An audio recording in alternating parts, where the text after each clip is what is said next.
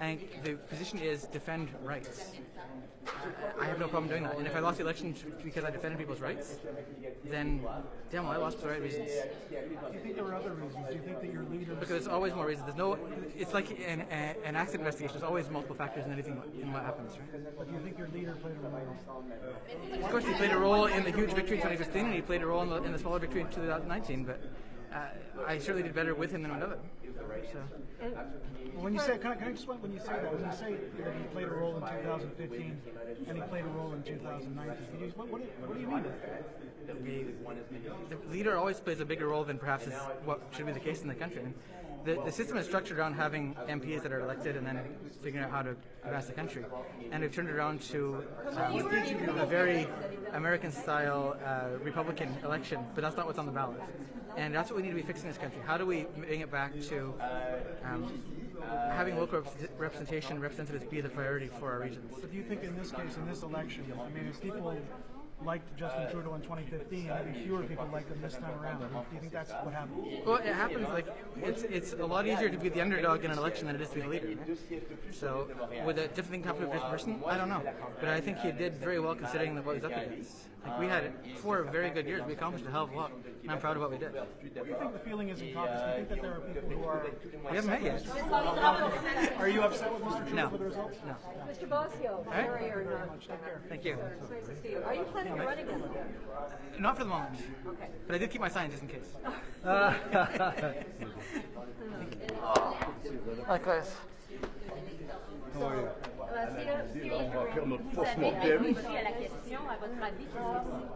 What happened in your life?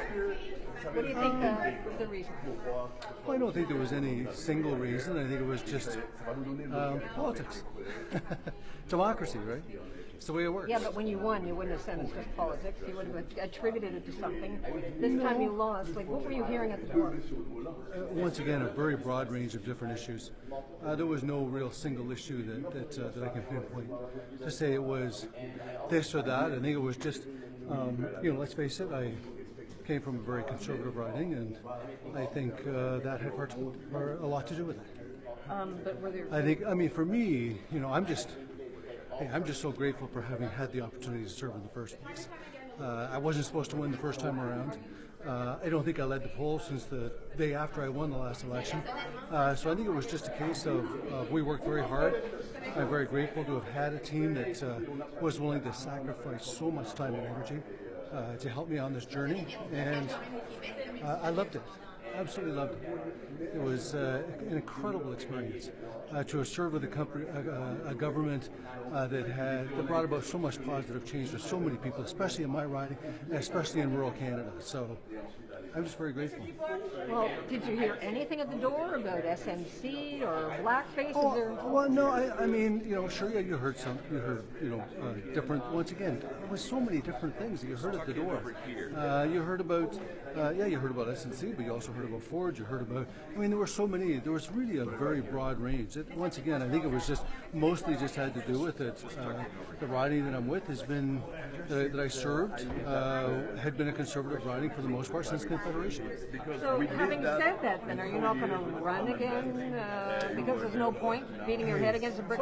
There's many chat. How do we build sustainable rural communities, and how do we correct past wrongs of settler people towards Indigenous peoples? Right. So I mean, being the founding chair of the National Rural Caucus, being on the Environment Committee and on the Indigenous Committee, allowed me to do everything that I've been passionate about for the greater part of my life.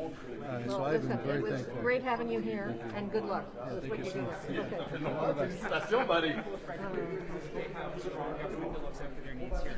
How do you think that the Prime Minister and the government should juggle or meet the competing demands of tackling climate change and also addressing the West? I mean, we saw that the Premier of New Brunswick is now going to bring in a carbon tax, and we're seeing the opposite response in the West.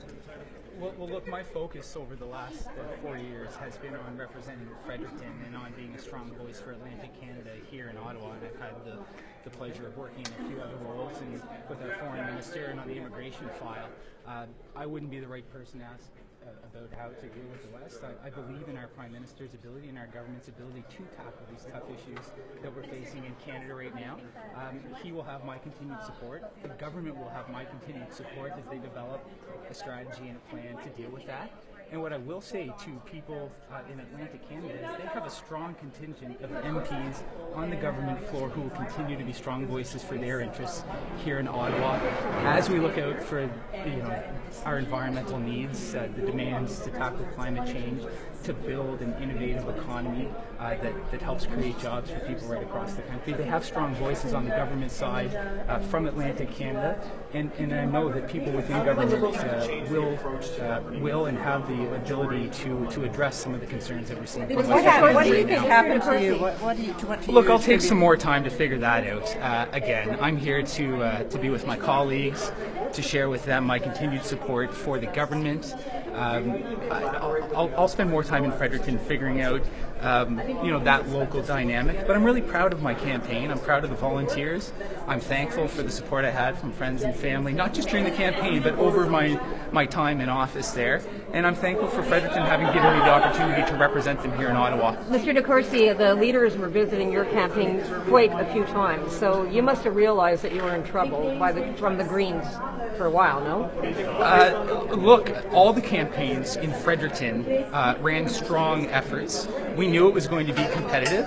That's one of the interesting dynamics that community offers.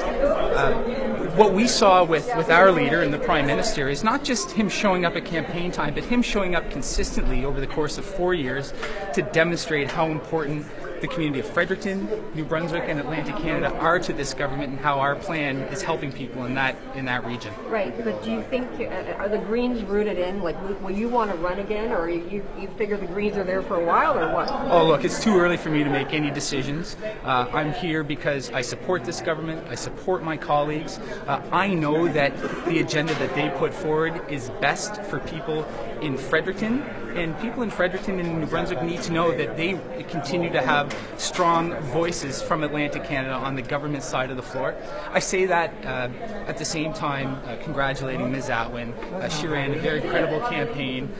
She will have my cooperation as she assumes the role of MP in Fredericton, and I share, as I know she and many others do, a hope that people in Fredericton have their interests look out for with this government and any future government. Was it the Prime Minister's missteps that lost you your seat? I mean, is it the Prime Minister's missteps that reduced you guys to a minority? No, I support the Prime Minister wholly. He has my continued support, and people in Fredericton have benefited from a government led by this Prime Minister who have invested in their well-being, in their advancement, and job creation, and in the important sectors that help make Fredericton thrive. We've seen tremendous investments in research and development and job creation at our universities, tremendous investments in our military, in flood mitigation and remediation in Fredericton. But his own personal scandals seem to have put a downward pressure on your vote. Look, I've served in a government with this Prime Minister. I know what's in his heart, and I know that heart beats through our entire agenda, and people in Fredericton have benefited because of that. So Thanks very much. wasn't an issue for you. Thanks very much, folks.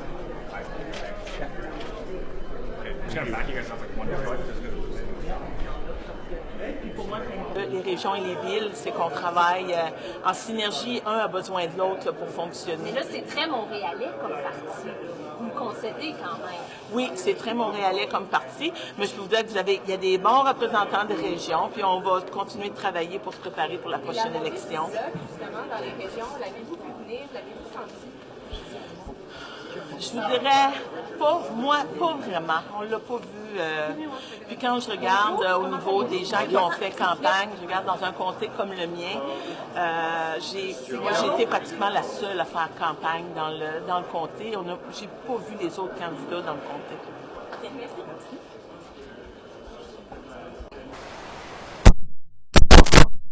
Sure question.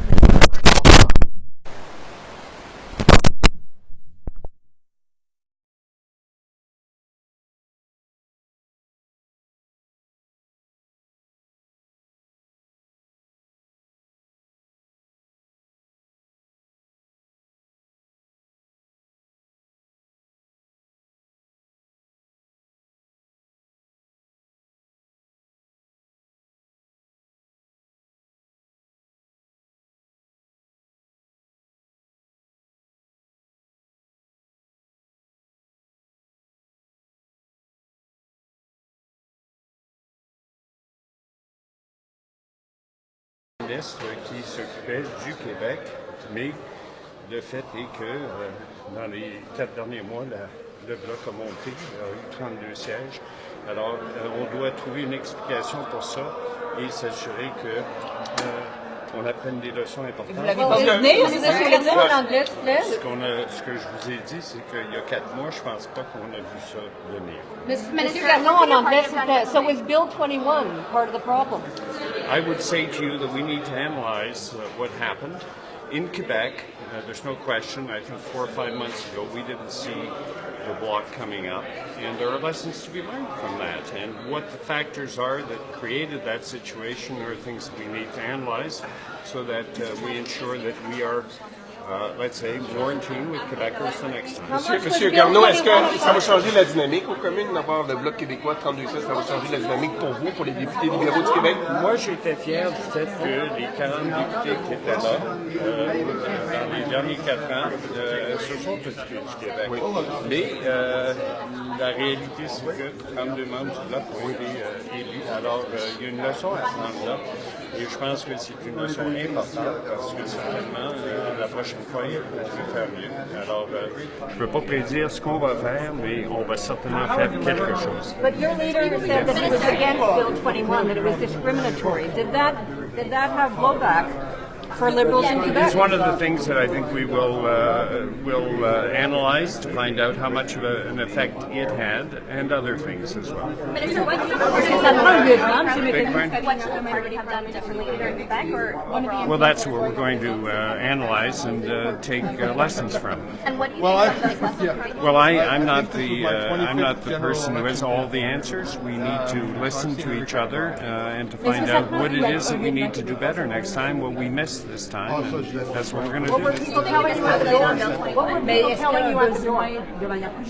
In my particular writing, they were telling me, keep up the good work. Thank you. Ben, c'est un constat qui est évident. On doit prendre acte de ça. Et pour moi, c'est important et c'est un rôle important que je dois jouer comme représentant des régions et trouver une façon pour que les Québécois qui viennent des régions se sentent bien représentés auprès du caucus libéral et du gouvernement dans son ensemble. What do you think happened to your party in Quebec? What happened to the Liberals? Well, we can notice that we don't have as many MPs in the regions. So this is obviously an important reality that we have to take into account in our discussions. I personally represent a region, the Eastern Townships, so it's very important for me to make sure that they feel they are well represented all across the province and all across the country as well. Was it secularism? Was it that issue, do you think, that drove votes to the Bloc Québécois? Bill 21 was definitely a big issue, and we will have to dive it a little bit further to understand better and to make sure that the way we follow the different files, we represent the region is better aligned with the expectations of the Quebecers. The Prime Minister took a stronger stance than the other leaders in this campaign on Bill 21. Did that hurt your party in Quebec?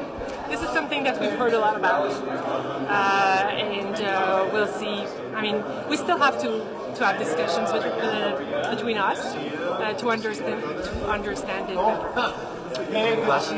Two more things just about agriculture. Firstly, is the only reason that China reopened its market to our pork because it's facing such a shortage, or do you really think that this is really tied to wanting to progress things with Canada?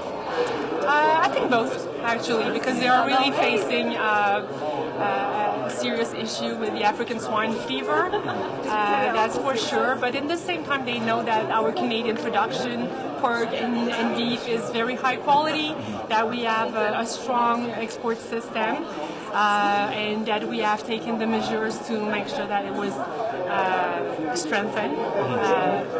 So I think it's it's a bit of both. Okay, and on canola, are there any concrete actions that you can firmly say, like what is happening right now to reopen that market? What is the government doing at this minute, or have planned to get that market open? So we keep having discussions between officials. We have also these official consultation at the WTO, the World Trade Organization, and we work very hard on diversifying our market. For example, we are working hard on the Japanese market, amongst others, and we have. Actually, I was thinking about pork when I said I was thinking about canola, pork and beef when I said beef, mainly Japan. But we are working hard to make sure that our producers benefit from the new free trade agreements that we've signed, and so we can have other opportunities to compensate. But still, reopening the Chinese market is important to us. Is there any, just based off what you just said, is there any way that canola farmers will be compensated for what they've lost in the last year? Écoutez, sincèrement, j'ai très très peu d'expérience. Je pense qu'il y a des gens qui pourront mieux répondre à cette question-là que moi ici. I know you don't have a lot of experience. You're new. I am. You've been through the campaign. Why do you think the Bill 21 and the Prime Minister's stance on that, do you think that hurt the Liberal Party in Quebec? I don't think it did. I think that the Prime Minister's answer to the question about whether or not he was going to intervene on Bill 21 was the only honest answer. There's no someone who aspires to be Prime Minister of Canada who could look at a bill like that and say, no, we won't do anything about it. That's simply not true. And frankly, I don't think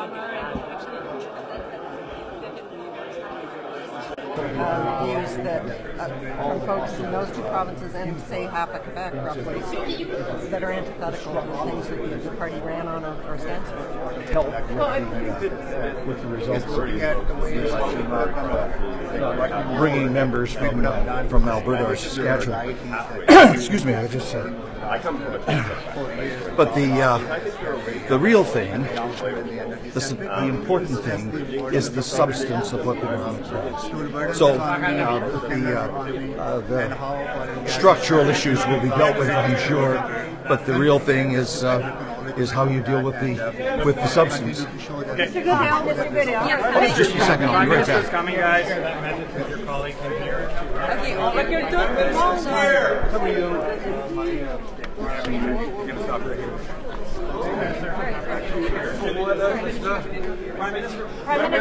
bonjour, c'est Marc, viens-t'en avec côté de moi, là, tant qu'à être là.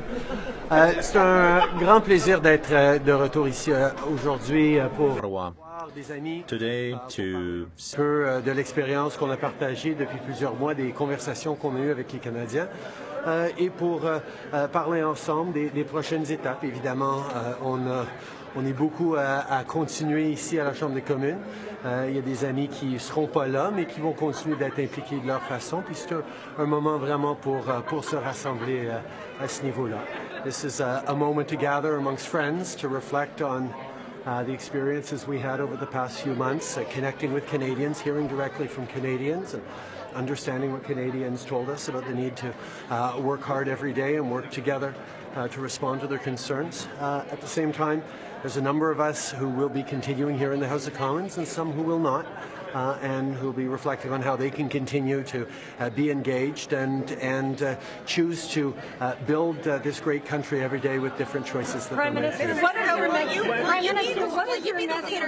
will you be the leader of the Liberals into the next election? That is certainly my plan, yes. Prime Minister,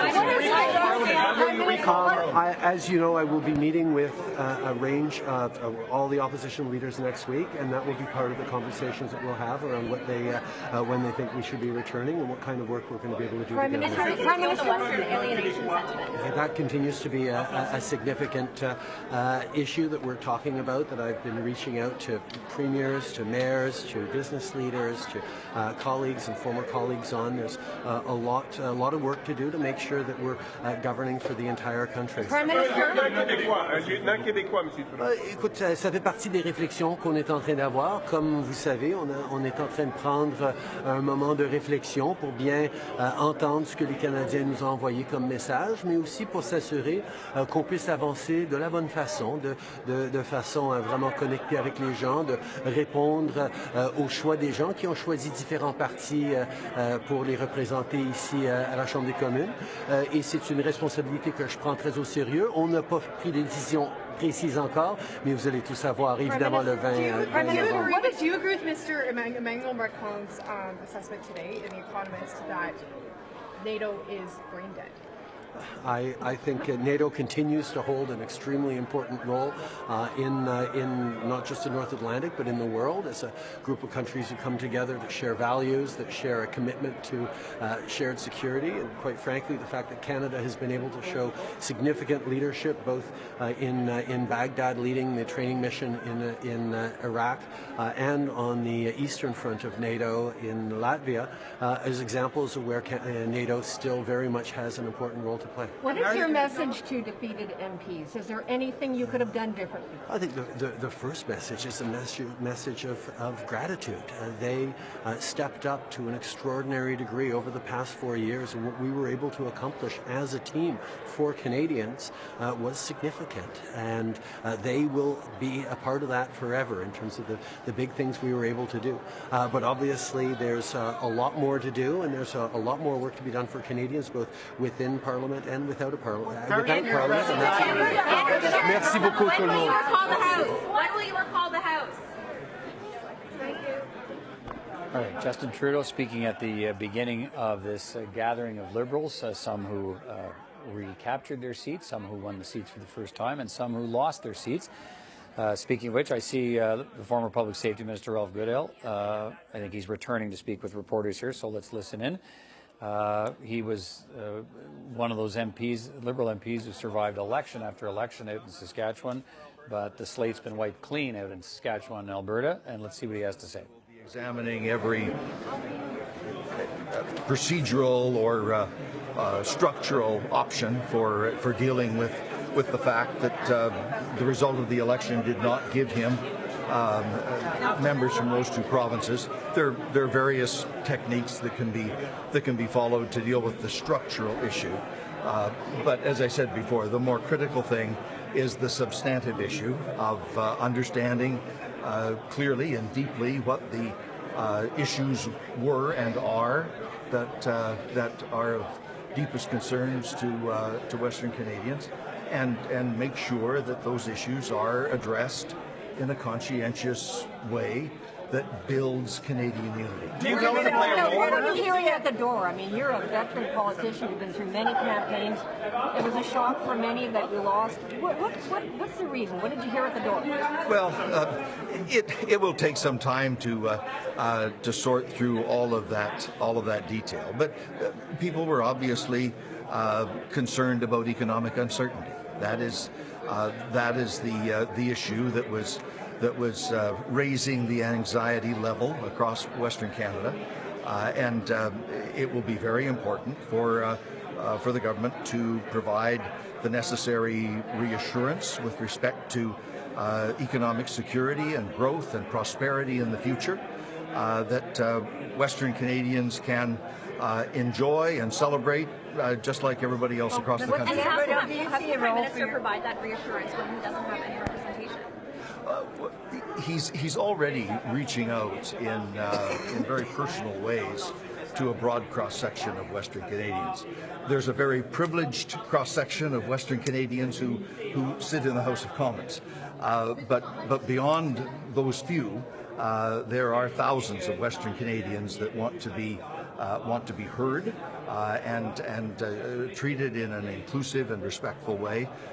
And I'm sure the Prime Minister will use a variety of techniques to make sure that's done. Can the government push forward on its climate change agenda, even go beyond its current targets, go more hard on things like the carbon tax, on the clean fuel standard, and at the same time address Western alienation? Can both happen at the same time? There's a very challenging circle to square here. A majority of Canadians on election night voted very clearly for the completion of the Trans Mountain expansion. A very strong majority of Canadians also voted for more vigorous ambition with respect to climate change, and finding the ways to bring all of that together, as the government and the Prime Minister has said for years. Proper policy with respect to the economy and energy need to go hand in hand with proper policy with respect to the environment. We have to demonstrate that it is. Yes. But does the last 4 years show you see a role for yourself in helping to advise on Western issues? Look, I've always been very anxious to help the process in any way that I can. Sometimes as a member of Parliament, sometimes not. And we'll see what the future holds, but I have no specific plans. What are you being offered? But are you hoping to be retiring or hoping to work? Right now, I'm focused on making sure that the transition from minister to private citizen goes smoothly, that my staff are properly dealt with and so forth, that all the files are properly signed off, and that takes an enormous amount of effort. I'm focused on that right now. As soon as that job is done, we'll think about the future. What are you being offered, though? You're a political animal. You're not just going to ride off into the sunset. What are you being offered? The conversations that are being held are all about how we focus on ensuring that the level of confidence and satisfaction in Western Canada goes up. Someone must be saying, "What do you want now, Ralph?" And what do you answer? Well, Are you retiring? If I were being asked that question, I wouldn't answer it. Are you planning on retiring, or are you hoping to continue to work? Look, I'm always anxious to help in any way I can. I'm not pitching for any particular role. I just want to help this country succeed. That's the important thing. And the first duty of every member of Parliament should be the unity and cohesion and success of the country. Are you concerned? And any way that I can make a contribution to that in my post-parliamentary life, I'm happy to do. Are you concerned about the situation in the West? No elected officials from Liberal Party. I'm concerned about the situation everywhere in the country where unity or a lack of unity is a very real issue.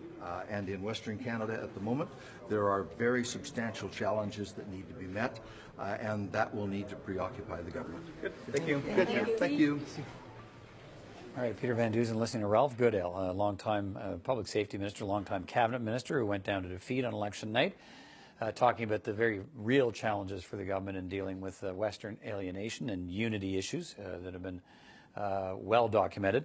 Now let's hear from another cabinet minister in the last government, certainly still a cabinet minister today, Jim Carr, who many of you will know was diagnosed with blood cancer just as the election results were being announced. He has been re-elected, and he's speaking with reporters. Let's listen in.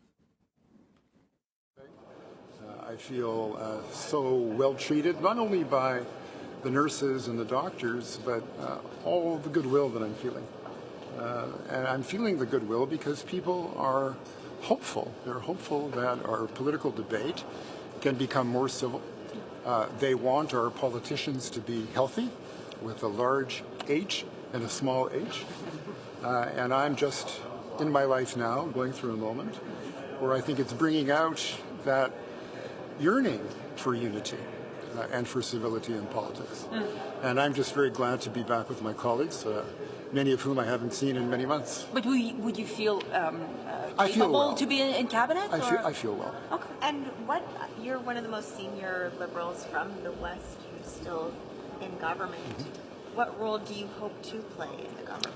The role that the Prime Minister thinks is appropriate for me, for a person of my background, my sensibilities, my geography, the people I represent. The Prime Minister has the big picture. I'm really happy and I feel terrific having won the election. I'm 68 years old. I've lived in that riding for 64 of those years. And this is my home, and these are the people I represent. It's my job to represent their interests in Ottawa. It's the Prime Minister's job to make sense of all of the talent he has around the table to form the best cabinet he can. And Ralph Goodale, talked about the challenge of squaring the circle between the majority of voters wanting climate action and the majority of voters also wanting the oil patch to succeed and expansion of Trans Mountain Pipeline. Do you have any ideas of how that circle can be squared? look, you make complex decisions on controversial files all the time in government, and you're always balancing interests and sensibilities. That's why people elected us. We run on a platform, we run on a record, and we understand the importance of developing our economy and being stewards of the environment simultaneously. I think most Canadians would agree with that. Okay, thank you very much. That's up to others. Sorry, thank you. Thank you. Peter Van Dusen watching along with you here. This is a gathering, informal gathering. Let's be clear, it's not a caucus meeting. It is an informal gathering of, frankly, let me put it this way, winners and losers in the context of an election campaign. They are all showing up to Ottawa today to get together in the wake of the election results. We're still hearing from Jim Carr here. Let me let you hear a little bit more from him. Well, strong, energy better day by day. But you're not taking on a full load here, are you, Minister? Like you're easing back into it, or what's well, the that's up to others. I just know that I'm loyal to my treatment, and I'm feeling strong, and I'm feeling very excited about the prospects for Canada and where our government is positioned now. I'm a very proud Westerner. I feel terrific about having won the riding of Winnipeg South Centre and all of its diversity, a place where I've lived all of my life, and I'm here in Ottawa to represent their interests. Thank you very much. And how will you continue pushing against the sentiments of Western alienation? Jim Carr, a little bit more of Jim Carr there. So this on his way into this meeting where those who won seats, those who lost seats for the Liberals in the election campaign are there to discuss how the campaign went in a very informal way and to discuss the challenges ahead for the government. We've been hearing some of those challenges already from a couple of ministers we've just now heard from, or a former minister and Ralph Goodale talking about, as Ralph Goodale frames it, the #1 challenge and priority for the government is to deal with the concerns of Western Canadians who perhaps feel like they are not being listened to by the centre, if I can put it that way, here in Ottawa and this government. So, of course, in the election campaign, the Liberals lost almost 24 seats. Jim Carr is one of the ones in the West who won his in Manitoba as he was winning to be diagnosed with cancer, and he's currently being treated for that, but says he's feeling well and strong, and we'll see if he remains in the cabinet when the Prime Minister unveils that on November 20th. But the Liberals lost almost 24 seats. They have none, as I've said, in Saskatchewan or Alberta. And some of that will be discussed, of course, at this meeting with these defeated or victorious candidates who have come to Ottawa for this gathering with the Prime Minister and to hear from each other.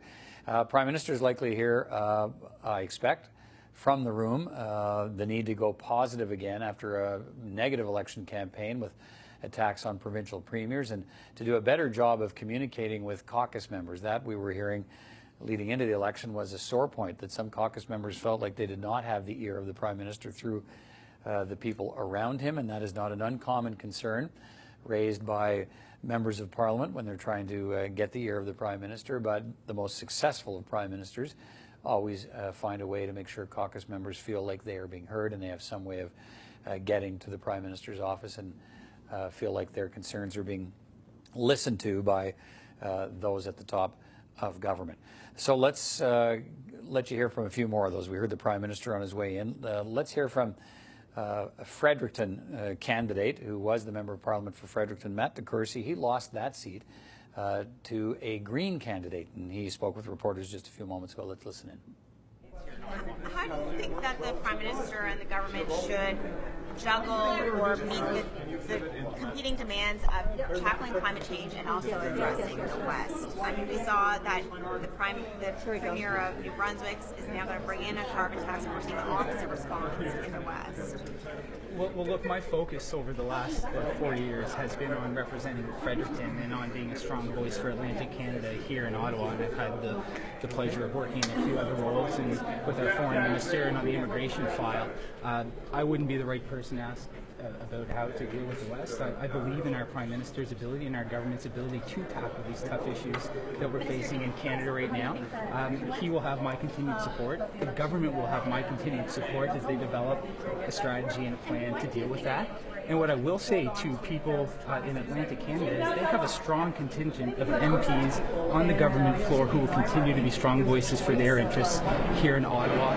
As we look out for our environmental needs, the demands to tackle climate change, to build an innovative economy that helps create jobs for people right across the country. They have strong voices on the government side from Atlantic Canada, and I know that people within government will and have the ability to address some of the concerns that we're seeing. What do you think happened to you?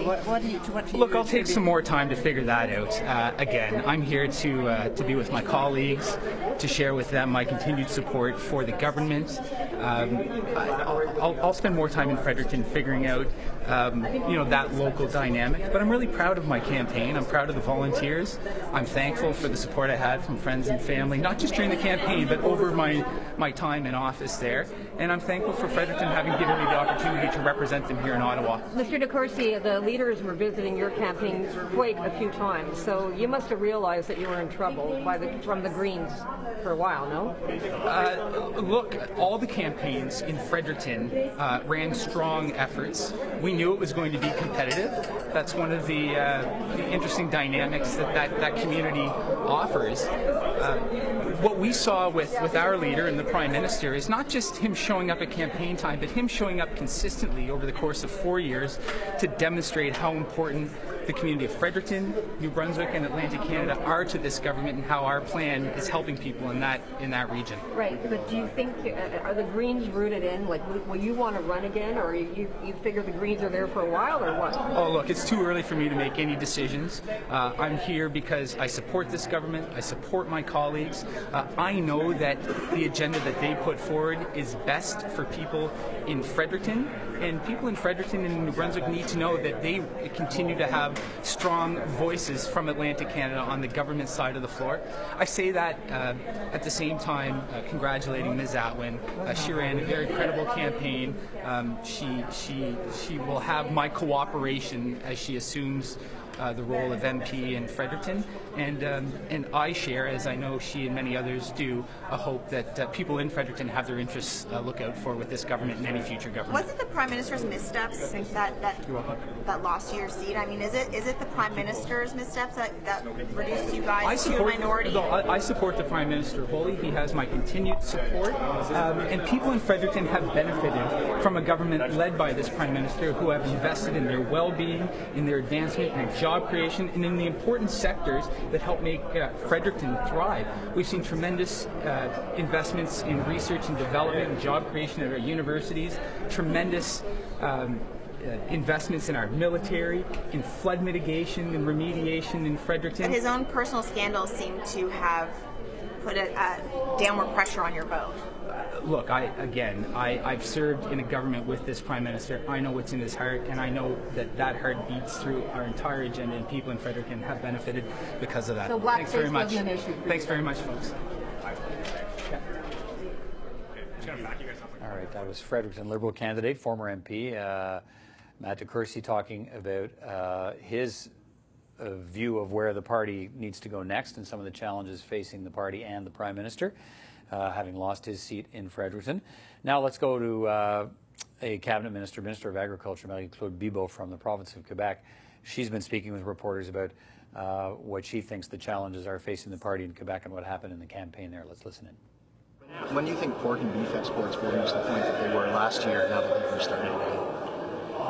Well, I've always been confident that we could reopen the market because we always had an ongoing conversation with the Chinese official. We knew that we had to improve the export system in collaboration with them. We did so, and I'm very happy that the market is now reopened, and we will work carefully with the industry.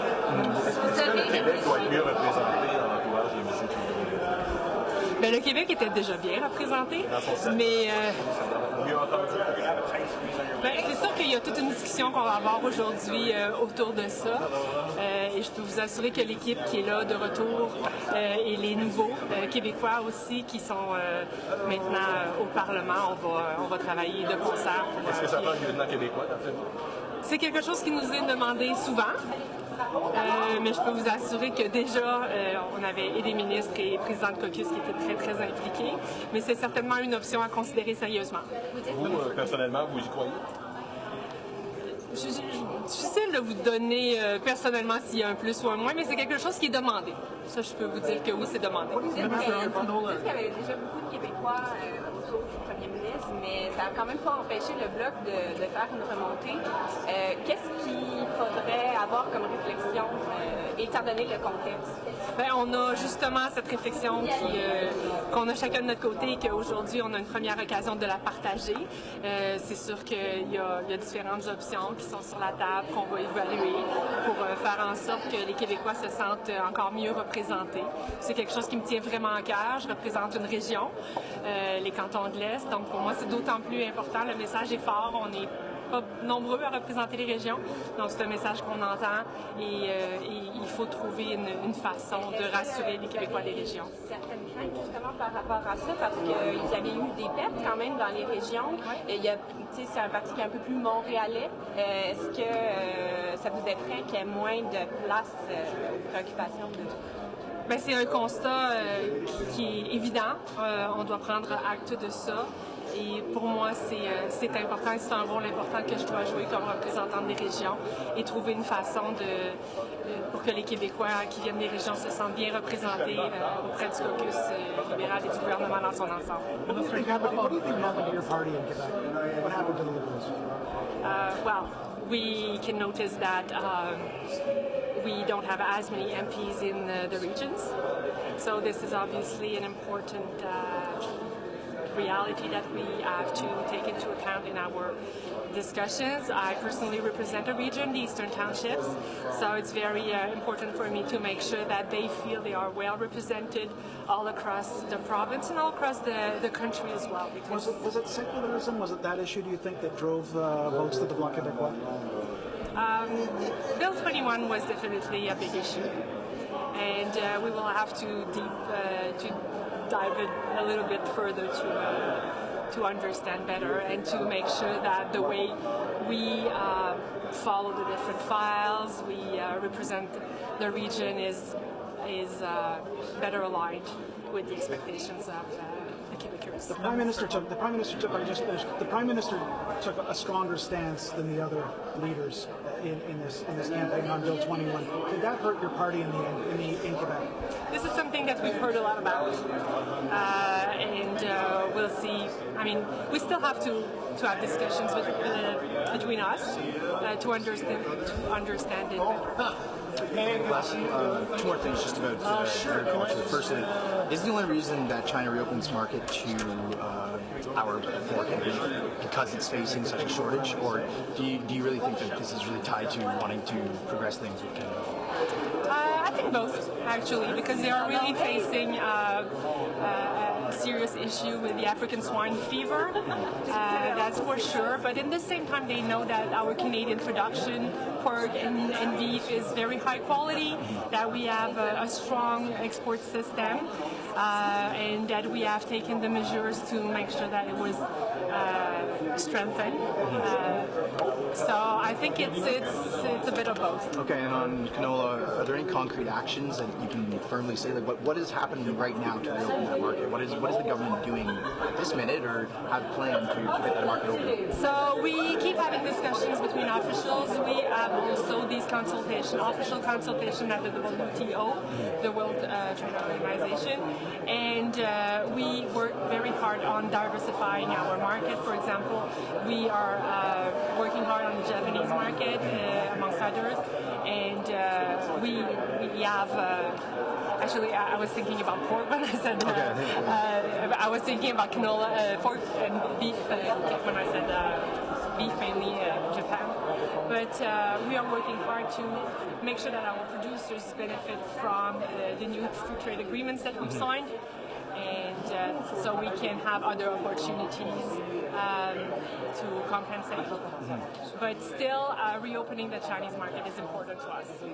All right, that was Marie-Claude Bibeau, the Minister of Agriculture. You heard her taking some questions there about the reopening of beef and pork markets to Canadian producers in China, having that product go to China. I want to let you hear one more here before we conclude our coverage as this gathering of Liberals here in Ottawa for the first time after the election. Liberal candidates, those who won and those who did not win, here just off Parliament Hill, is underway now, and it'll conclude around 5 o'clock, and we'll be back then when the meeting's over with some more of their comments. But let me let you hear one more. This is Steve McKinnon, a Liberal MP from the Quebec side of the Ottawa River here, representing Gatineau, just outside in the National Capital Region. I want you to hear what he had to say about the election results and the challenges facing the government. Quebec, of course, where the Liberals lost 6 of their seats in this election, so there were some losses there, and Liberals are talking about why that happened. After such a divisive campaign, how can you work with some of the other parties? You start from the belief that everyone wants the right outcomes for Canada and for Canadians, believe in people's good faith, and obviously stick to your principles. Principles can't be negotiated. So how do the Liberals need to take away from this election? What course corrections are needed going forward? We need to keep working hard. I think, look, there are a lot of issues all around the world. We live in very turbulent times.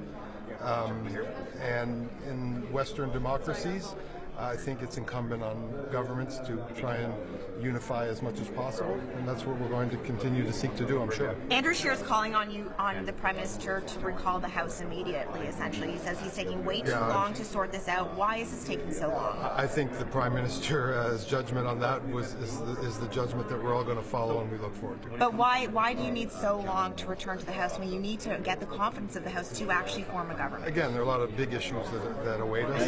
We look forward to dealing with them, but there's planning that's happening, and that's what's going to continue to happen. The Prime Minister has our full confidence to do it.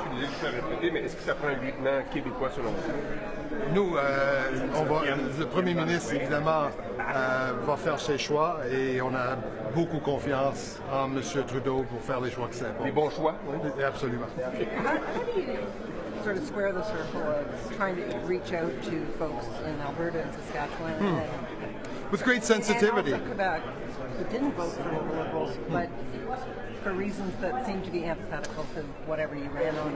Well, look, the Prime Minister is the Prime Minister of all Canadians. I know he will be governed. He will govern himself accordingly. I think the unity of the country is always the first job of the government, and that is, I know, something that we're going to make sure that is foremost in all of the things we do. But how much can you accommodate, I guess is what I'm asking. The views, the reasons why people those folks didn't vote. I think I believe in Canadians. I believe in I believe that Canadians are reasonable people, and throughout our history we have found lots of places, lots of things upon which we can agree, and I know that'll be the case again.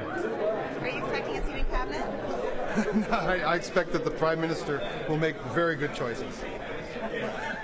Right, Steve McKinnon being asked there about his expectations perhaps for a cabinet post. All of that will become clear, of course, on November 20th when the Prime Minister announces his cabinet at a ceremony at Rideau Hall. And then the next big question people will have, even between now and then, we might get more details on this perhaps next week or certainly around the time of the cabinet shuffle or before the return of the House of Commons. When will the Prime Minister decide to call the House back and test the confidence of the House? That would be through a speech from the throne initially, and we'll see whether that happens before Christmas or perhaps early in the new year. So that gathering of Liberals here in Ottawa is underway, and it's expected to wrap up around 5 o'clock. We'll have live coverage at 5 o'clock Eastern Time, and we'll let you hear what they've been talking about in that gathering and what they want to say when they emerge from it as a path forward for the minority Liberal government here in the nation's capital. Thanks so much for watching. That's our live coverage for now. Back in about 90 minutes.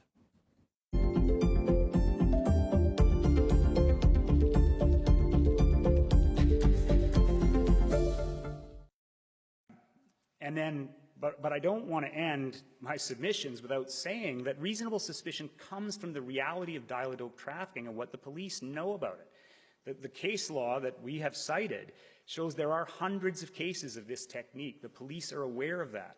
We're in a realm where we're talking about the police knowing certain other facts that they